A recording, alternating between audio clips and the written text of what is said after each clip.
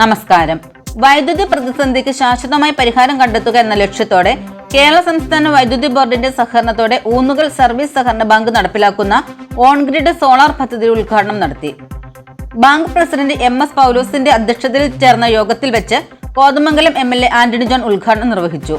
യോഗത്തിൽ Kavalangad grama panchayat president incharge TH Naushad, Shibu Padapparambath, KE Joy, PM Sivan, panchayat അംഗങ്ങളായ Lissy George, Harish Rajan, bank secretary KK Binoy തുടങ്ങിയവർ പ്രസംഗിച്ചു. ബാങ്ക് വിവിധങ്ങളായ പ്രവർത്തനങ്ങളാണ് നടത്തിക്കൊണ്ടിരിക്കുന്നത്. അതിൻ്റെ ഭാഗമായിട്ടാണ് സോളാർ പവർ പ്രൊജക്റ്റ് ഇപ്പോൾ വിഭാവനം ചെയ്ത് ഇന്ന് ഉദ്ഘാടനം നടത്തിയിരിക്കുന്നത്. കോതമംഗലത്തിൻ്റെ ആദരണീയനായ MLA ശ്രീ ആന്റണി ജോണാണ് ഉദ്ഘാടനം നിർവഹിച്ചത്. 20 kV സോളാർ പ്രൊജക്റ്റ് എന്ന് പറയുമ്പോൾ ഏകദേശം ഒരു ദിവസം 100 യൂണിറ്റ് വരെ വൈദ്യുതി നമുക്ക് ഉൽപ്പാദിപ്പിക്കും. ഈ വൈദ്യുതി നമ്മൾ KSEBിക്കാണ് ഇത് കൊടുക്കുന്നത്. KSEBിയിൽ നിന്ന് നമ്മൾ വൈദ്യുതി എടുക്കുകയാണ് ചെയ്യുന്നത്.